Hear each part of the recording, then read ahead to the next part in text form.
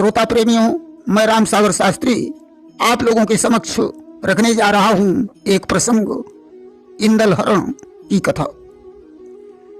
यान विराजो कंठ पर सरस्वती जगदम्ब, इंदल हरण बखानता करो कृपा अभिलंब। देखिए, महाभारत के जितने योद्धा थे उनका युद्ध से जब मन नहीं भरा तो मरकर उन्होंने दूसरा जन्म लिया और आला उदल पृथ्वीराज आदि के रूप में अवतरित होकर पुनः संग्राम किया। इनमें आला को धर्मराज युधिष्ठिर का अवतार माना जाता है और उनके भाई उदल को बभ्रु वाहन का अवतार बताया जाता है। माहिल को शकुनी का और पृथ्वीराज की पुत्री बेला को द्रौपदी का अवतार माना गया है। पृथ्वीराज को दुर्योधन का और लाखन को नकुल का अवतार माना गया है। ढेवा को सहदेव का तथा ब्रह्मानंद को अर्जुन का, चौड़ा ब्राह्मण को द्रोणाचार्य का और धानु को दुशासन का, पृथ्वीराज के पुत्र ताहर को कर्ण का, आला के पुत्र इंदल को अभिमन्यु का तथा ताला सैयद को भीम का अवतार माना जाता है। खैर, जो भी हो, राजा परमाल चंदेल वंशी राजा थे जो महोबे के राजा थे। दशराज और बछराज परमाल के यहाँ रहते थे जिनका वंश बनाफर था। परमाल ने अपनी सालियों के साथ उनका विवाह करवा दिया। दशराज ने महोबे की थोड़ी दूरी पर दसपुरवा में महल बनवाया। बछराज ने सिरसागढ़ में महल बनवाया। एक दिन माड़ो के राजा करिंगा ने किसी कारणवश उन दोनों के शीश काट लिए। पृथ्वीराज ने मलखान को भगाकर सिरसागढ़ पर अधिकार कर लिया और अपने पुत्र पार्थ को वहां बसा दिया। पृथ्वीराज के 12 पुत्र थे। ये दिल्ली के राजा थे। दशराज के आला उदल और धांधु 3 पुत्र थे। इनकी पत्नी का नाम देवला था। बछराज के मलखान और सुलखान 2 पुत्र थे। ब्रह्मा चंद्रावल परमाल की संतान थे। पृथ्वीराज और जयचंद में बड़ी लंबी शत्रुता थी। पृथ्वीराज ने जयचंद की पुत्री संयोगिता का हरण किया था। लाखन का जन्म राजा जयचंद के भाई रतिभान की पत्नी तिलका से हुआ था। इन्हें राजा चक्रवेन का नाती माना जाता है। उदल की मृत्यु पृथ्वीराज के द्वारा हुई थी। आला को भाई के मरने पर बड़ा क्रोध आया और वे पृथ्वीराज पर टूट पड़े। पृथ्वीराज बुरी तरह घायल हो गया। उस समय आला के गुरु गोरखनाथ जी आ गए। उन्होंने जीवन दान देने को कहा। आला ने उसे माफ कर दिया। आला देवी शारदा के परम भक्त थे। मलखान पर देवी हिंगलाज की कृपा थी। युद्ध समाप्त होने के बाद आला ने संन्यास ले लिया। वे अमर हो गए। पृथ्वीराज को मोहम्मद गोरी ने बंदी बनाया। मोहम्मद गोरी पृथ्वीराज के द्वारा मारा गया। चंद्रवरदाई और पृथ्वीराज आपस में एक दूसरे के हाथों से मरे। आला का विवाह नैनागढ़ में हुआ था। इनकी पत्नी का नाम मछला था।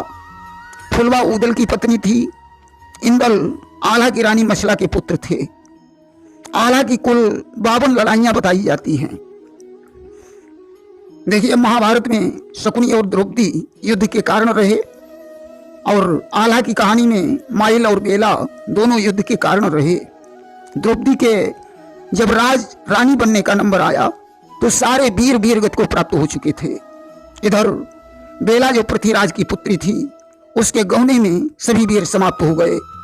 एक कवि ने लिखा है कि सुना आला उदल की सेना थी भारी, बने जिनके दुश्मन कई तेगधारी। जो माहिल ने चुगली चलाई न होती, तो वीरों की शायद सफाई न होती। आइए, अब हम आपको कहानी की तरफ ले चल रहे हैं। देखिए, माहिल उदल से बहुत जलता था कि माहिल को नहीं चैन हृदय में खूब विचार करे। होए मुझे आराम जादिना उदल शत्रु मरे, जाल अपना फैलाऊंगा लगे हमारा गांव शत्रु उदल मरवाऊंगा। कपट नहीं खाली जाएगा, कहता मेरा हृदय न उदल बचने पाएगा। अभी महुबे में जाऊंगा, हाल चाल बतलाए कपट का जाल बिछाऊंगा। उदय चंद है आज्ञाकारी, करे जोड़ में तोड़ चुगल की महिमा है न्यारी। आज माहिल विचार करते हैं कि मैं किसी दांव पींच से उदल को मरवा डालूंगा। जेठ का दशहरा है, बिठूर घाट पर मेला है। मैं उदल से कहूंगा कि गंगा नहाने के लिए चलो, वो मेरी बात को कभी ठुकराएगा नहीं। आज तो लिल्ली घोड़ी पर सवार होकर माहिल महोबे में पहुंचे। उन्होंने उदल से कहा, आज जेठ का दशहरा है, बिठूर घाट पर भारी मेला लगा है, इसलिए उदल बड़े भैया आला से आज्ञा लेकर गंगा स्नान के लिए मेरे साथ चलो। उदल ने आला से आज्ञा मांगी। आला ने उदल से कहा, तुम बड़े झगड़ालू हो, वहां तमामों राजा आए होंगे, तुम किसी न किसी के साथ झगड़ा कर दोगे। उदल ने कहा, आप बेफिक्र रहें, मैं किसी के साथ झगड़ा नहीं करूंगा। आला ने ढेबा से कहा, भैया तुम उदल के साथ चले जाओ। उदल जाने की तैयारी करने लगा, तब तक आला की पत्नी मछला आ गई। उसने कहा, स्वामी मैं भी देवर के साथ स्नान करने जाऊंगी। मछला का पुत्र इंदल जवान था। उसने कहा, मैं भी चाचा के साथ गंगा नहाने जाऊंगा। आला ने पहले तो बहुत मना किया, इसके बाद आज्ञा दे दी कि ठीक है चले जाओ। कुछ लोगों का ऐसा विचार है कि उदल को जब अपना तंबू लगाने की जगह नहीं मिली तो उसने पृथ्वीराज के तंबू को उखाड़ कर वहां अपना तंबू लगाया। पृथ्वीराज के साथ युद्ध हुआ। उदल के साथ 80,000 की फौज थी। पृथ्वीराज की सेना हथियार फेंक कर भाग खड़ी हुई। वहां पर उदल ने अपना तंबू तान दिया। कवि ने लिखा है कि अब तो 80 सहस फौज उदल ने सजवाई, करीन जरा अबार पहुंचे गंगा पर जाई, नजर चौतरफ उठाई है, टहले चारों ओर जगह नहीं पड़ी दिखाई है। डटे थे पृथ्वीराज वहीं, तंबू ताने हुए पड़े दिल्ली के जान वहीं, देख कर उदल गरमाना, बोला दिल्ली राज यहाँ पर तंबू क्यों ताना, उखाड़ो या अपना डेरा, जाओ दूजी जगह तनेगा यहाँ तंबू मेरा। कि इस पर सुनकर बैन क्रोध दिल्ली पति को आयो, धनुष बाण को खींच एकदम नाहर गुर्रायो, मच गयो सब दल में हल्ला, कराबीन पिस्तौल चल उठे बरछी और भल्ला, बार पर बार हुए भारी, टूट पड़े सरदार मची रण में हाहाकारी, लखो जब उदय चंद पैना, डार भगी हथियार भूमि पर पृथ्वी की सेना, जीत के बज उठे कंबू, उसी जगह पर तने प्रेम से उदल के तंबू। उदल के तंबू में ढोल और नगाड़े बज रहे थे। कन्नौज के राजा लाखन का थोड़ी दूरी पर तंबू लगा हुआ था। उन्होंने एक हरकारे से कहा, जाओ इन लोगों से कह देना लाखन का आदेश है, ढोल नगाड़े नहीं बजेंगे। हरकारे ने जाकर उदल से कहा तो उदल बोले, हम महोबे वाले हैं, काल से भी नहीं डरते, जाकर अपने महाराज से कह देना ढोल नहीं बंद होगा। ढेबा ने कहा, उदल तुम्हारा दिमाग खराब हो गया। राजा जयचंद्र ने हमेशा हम लोगों की मदद की, उनसे संबंध बिगाड़ना चाहते हो, चलो और लाखन से क्षमा मांगो। आज शोर बंद कर लाखन के पास पहुंचे, बोले आपकी आज्ञा स्वीकार है। लाखन गले से मिले। उन्होंने कहा, जाओ अब खूब ढोल नगाड़े बजाओ, इन्हें बजाने का आज ही तो मौका है। इधर मेला घूमने के लिए बलख बुखारे के राजा अभिनंदन की पुत्री चित्रलेखा अपने भाई हंसराज और केसर नटनी के साथ आई हुई थी। उसने दानू के विवाह में इंदल को देखा था। उसी दिन उसने प्रण किया था कि मैं इंदल के साथ ही अपना विवाह करूंगी। जब उसने महोबे का डेरा देखा, वह इंदल की खोज में लग गई। कुछ लोगों का विचार है इंदल का मुंडन होने वाला था। देखो, इंदल कोई बच्चा नहीं था, इंदल जवान था। मछला के स्नान के बाद जब उदल, ढेबा, इंदल नहाने चले तो उन्होंने मल्लाह से नाव मंगवाई कि उस पार स्नान करेंगे। चित्रलेखा ने केसर नटनी का रूप बनाया और वह दूसरी नाव पर सवार हो गई। नाव जब बीच धार में पहुंची तो उसने जादू की पुड़िया निकालकर पीछे से उदल और ढेबा पर डालकर उन्हें बेहोश कर दिया और इंदल को तोता बनाकर एक पिंजरे में बंद करके घर लौट आई। इधर ज्यों धांधू और उदल, ज्यों ढेबा और उदल को चेतना आई, उन्होंने देखा इंदल कहाँ है, रोने चिल्लाने लगे। विचार किया ऐसा तो नहीं इंदल गंगा में डूब गया हो। कहारों से कहा गंगा जी में खोज करवाओ। खोज करवाई, इंदल नहीं मिला। दोनों मछला के पास पहुंचे, सारी हकीकत बताई। अब तो मछला विलाप करने लगी। माहिल भी वहीं पर खड़े हुए थे कि ढूंढे मिलान कुमर तो मछला फूट फूट रोई। उदल नीर बहाए कहे मैंने पूंजी खोई। हाल जब भैया पूछेंगे क्या देंगे तब जवाब सिर्फ हम छाती कूटेंगे। प्राण मैं अपने तज दूंगा, खींच म्यान से तेग शीश मैं अपना काटूंगा। रोए रही गैया सी मैया कहाँ गमायो आज हाय। इंदल जैसो छैया पछारे रह रह कर खाती। हाय विधाता आज भयो क्यों इतनो उत्पाती। उदल कह रहा है जब मैं घर जाऊंगा तो भैया आल्हा को क्या जवाब दूंगा। मछला पछाड़े खा खा कर रो रही है। जो ऐसा हाल देखा, माहिल लिल्ली घोड़ी पर सवार हुए। उदल बोला मामा तुम कहां जा रहे हो। माहिल ने कहा मामला गड़बड़ है, मैं जाकर आल्हा को समझा दूंगा। तुम्हारे लिए 5 महीने की मोहलत मांग लूंगा। 5 महीने में तुम इंदल का पता लगा लेना। हो सकता है कोई जादूगरनी उसे जादू करके ले गई हो। उदल ने कहा ठीक है मामा जाओ। कि अब तो करी न देर वहां से माहिल धरी धाए। और आला से कहा मंडलीक अनर्थ हो गया क्या कि इंदल सुत को मार उदय चंद गंगा पर आए। जुल्म उदल ने कर डारो, जो कुछ देखा आज बतावन आए हम द्वारे। आला ने कहा मामा क्या यह आवाज सत्य है। बोले मैं गंगा की कसम खाकर कहता हूं इंदल गंगा नहा रहा था। जब उसने डुबकी मारी और बाहर अपना सिर निकाला, उदल ने तलवार से उसका शीश काट दिया और मछला से कहा तुम्हें मेरी रानी बनना पड़ेगा। मछला ने जब इनकार किया तो उदल ने उसके मुंह पर एक तमाचा मार दिया। मछला भी आ रही होगी कि आ रही है मछला दौड़ी। इस प्रकार समझाए चढ़े माहिल लिल्ली घोड़ी। खुशी है दिल में अति भारी, करे जोड़ में तोड़ चुगुल की महिमा है न्यारी। इतना कहकर माहिल लिल्ली घोड़ी पर सवार हुए और उरई को चले गए। इधर मछला और उदल जब लौट कर आए, आला ने उदल से पूछा मेरा पुत्र इंदल कहाँ है। उदल चरणों पर गिर पड़ा। उसने कहा भैया कि खोया है तेरी पूंजी को उसका बदला ले ले भैया।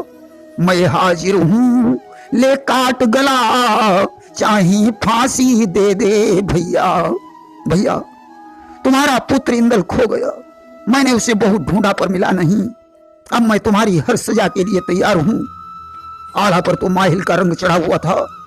उन्होंने उदल को जंजीरों से जकड़वाकर खंबे में बंधवा दिया। अब कर मई लई चाबुक भी कराला, अब मारी उधेड़ी दीन सब खाला। हाथ में हंटर लिया और उदल की खाल खींच दी। जल्लादों को बुलवाया और कहा जाओ उदल को ले जाकर जंगल में कत्ल कर दो और इसकी दोनों आंखें निकालकर मेरे पास ले आओ। अब तो माता दिबला, मछला, फुलवा सभी रोने लगे। उन्होंने आल्हा से बहुत कुछ अनुरोध किया परंतु आल्हा नहीं माने। मछला ने चुपचाप जल्लादों के पास जाकर अपने गले का हार दे दिया और अनुरोध किया कि इन्हें मारना नहीं, हिरण की आंखें निकाल कर ले आना। जल्लाद उदल को लेकर जंगल में पहुंचे। उन्होंने उदल से कहा कि वस्त्र अपने मुझको लाओ, गड़मुहरे को छोड़ दूसरी जगह चले जाओ। तुम अपने कपड़े मुझे दे दो और महोबा छोड़कर दूसरी जगह चले जाओ। उदल वहां से चल देता है और इधर रात्रि में चित्रलेखा ने इंदल को तोते से मनुष्य बनाया और अपनी सेज पर लेटने के लिए कहा। इंदल बोला कि नभ कांपे अंबर फट जाए, संसार पलट खा सकता है। इंदल कुमार तेरी सेजों पर बिन ब्याह नहीं आ सकता है। उसने कहा तो मुझे वचन दो कि तुम मेरे ही साथ विवाह करोगे। इंद्र ने कोई उत्तर नहीं दिया, वह सिर्फ आंसू बहा रहा था। और इधर जल्लादों ने हिरण को मारकर आल्हा को आंखें दे दी और बोले, आपकी आज्ञा का पालन हुआ, ऊदल मारा गया। अब तो मछला, देवला, फुलवा सभी रोने लगी। फुलवा ने समझा जल्लादों ने मेरे स्वामी को मार डाला। वो आल्हा को कोसने लगी कि जेठ ने जुल्म गुजारो है, छीन लियो सिंदूर मेरे स्वामी को मारो है, सितम स्वामी पे ढायो है, भरी जवानी मोए नीच ने रण बनायो है। इधर तो फुलवा विलाप कर रही है और उधर ऊदल की तलाश में ढेबा निकल पड़ा। रास्ते में ऊदल मिल गए। तब तक उदया ठाकुर भी वहां आ गया। अब तो तीनों लोग मिलकर नरवरगढ़ को राजा मकरंदी के यहां प्रस्थान करते हैं, जहां ऊदल की ससुराल थी। तीनों नरवरगढ़ में एक कुएं के पास बैठ गए। उस समय हिरिया मालिन वहां पानी भरने आई। उसने ऊदल को पहचान लिया और बोली, तुम यहां इस हालत में कैसे? तुम्हारा बेंदुला घोड़ा, फौज और तुम्हारी तलवार कहां है? ऊदल बोला, पृथ्वीराज ने महोबे पर चढ़ाई कर दी, महोबा लूट लिया। वे फुलवा और सुनमा को लेकर चले गए। हम लोग अपनी जान बचाकर भाग आए हैं। हिरिया ने जाकर मकरंदी की माता को सारी कहानी बताई। उन्होंने तीनों को अंदर बुलवाया। तब तक मकरंदी भी आ गया। लूट की कहानी सुनकर मकरंदी ने कहा, तुम्हारे जीवन को धिक्कार है कि क्षत्रिय हुई जो समर सकाना, और कुल कलंक ते ही पामर आना। क्षत्रिय होकर जो संग्राम से भागता है वह कुल कलंकी होता है। मैं अभी सेना तैयार करके दिल्ली पर चढ़ाई करता हूं। उस समय ऊदल ने हंसकर कहा, ऐसी कोई बात नहीं है, कहानी कुछ और है। इंदल के खो जाने पर भैया आला ने मुझे प्राण दंड की सजा दे दी। जल्लादों ने मुझे छोड़ दिया, इसलिए मैं यहां तक पहुंचा। मकरंदी की माता ने कहा, ऊदल तुम देवी के मठ में जाकर उन्हें प्रसन्न करो, वही इंदल का हाल बता सकती हैं। आज देवी के मठ में जाकर ऊदल ने हवन किया। माता शारदा प्रसन्न हो गई। मंदिर से आवाज आने लगी कि भेद देवी ने बतलायो, बलख बुखारे जाओ वहीं इंदल सुत को पायो। खुशी भय ऊदल रस भोगी, मकरंदी के सहित चले हैं बन करके जोगी। देवी ने बताया, राजा अभिनंदन की पुत्री चित्रलेखा ने इंदल को तोता बनाकर पलक बुखारे को ले गई है। रात को वह मनुष्य बनाकर इंदल से विवाह करने की बात करती है। इंदल अपनी माता और तुम्हें याद करके बहुत रोता है। आज ऐसी आवाज सुनकर ऊदल, ढेबा और उदया तथा मकरंदी ने जोगिया वेश धारण किया। गुदड़ी में हथियार और पगड़ी में हीरे मोती छुपा लिए। मकरंदी ने डमरू पकड़ा, ढेबा ने खंजरी, उदया ने मजीरा और ऊदल ने बांसुरी ले ली। आज गाते बजाते राजा अभिनंदन के द्वार पर पहुंचे। रानी ने पूछा, आप लोग कहां से आए हैं, कहां को जाओगे? ऊदल ने कहा, हम लोग बंगाल से आए हैं, हिंगलाज जा रहे हैं। रानी ने कहा, बाबा जी थोड़ी देर ठहर जाओ, मेरी बेटी चित्रलेखा आपका दर्शन करने आ रही है। चित्रलेखा एक पान लेकर आई। रानी ने कहा, बाबा जी अपना नाच मेरी बेटी को दिखा दो। ऊदल नाचने लगा, साज बजने लगा। चित्रलेखा ने ऊदल को पान खिला दिया। ऊदल चित्रलेखा को देखकर मूर्छित हो गया। रानी चौंक पड़ी, अरे ये कैसे योगी हैं? ढेबा ने बात बनाई, हम लोगों ने 3 पहर से कुछ भी नहीं खाया है, थक भी गए हैं। हो सकता है पान में तंबाकू हो, इसलिए नशा हो गया। होश आने पर चित्रलेखा ने ऊदल को अपने महल में बुलवाया और बोली, जोगी जी मैं इस तोते के साथ अपना विवाह करना चाहती हूं। इसे मैंने मनुष्य से तोता बनाया था। ऊदल ने कहा, इसे मनुष्य बनाकर मुझे भी दिखाओ।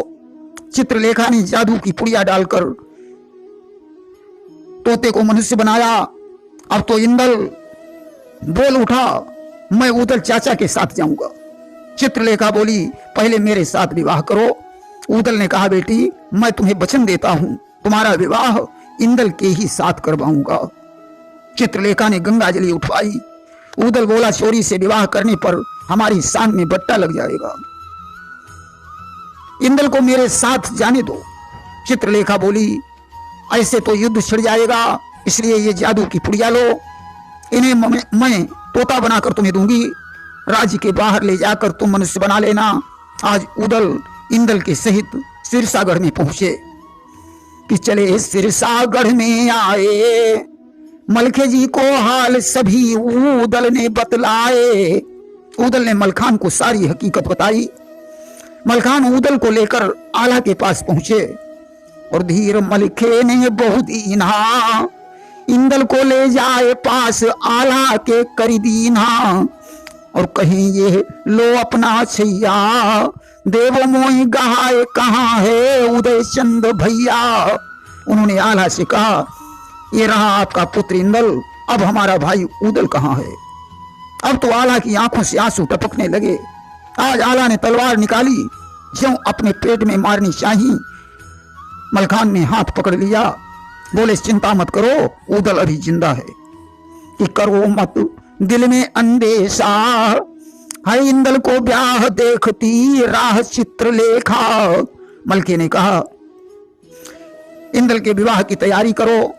आज मलना, दिबला, फुलवा ने इंदल के विवाह की तैयारी शुरू कर दी। मलके ने उदल को बुलवा लिया, महोबे और सिरसा की फौज तैयार की। बलख बुखारे में भयंकर लड़ाई हुई। चित्रलेखा को बहू बनाकर महोबे में ले आए। देखिए, ये वीरों की गाथा है। गाथा और माठा में कोई अंतर नहीं होता है। माठा में चाहे जितना पानी मिला दिया जाए मालूम नहीं पड़ता, उसी प्रकार गाथा में चाहे जितना जोड़ दिया जाए मालूम नहीं पड़ता। हमने जैसा कुछ पढ़ा उसी के आधार पर लिखा है। आशा है ये कहानी आप लोगों को जरूर पसंद आएगी। प्रेम से बोलिए वृंदावन बिहारी लाल की जय।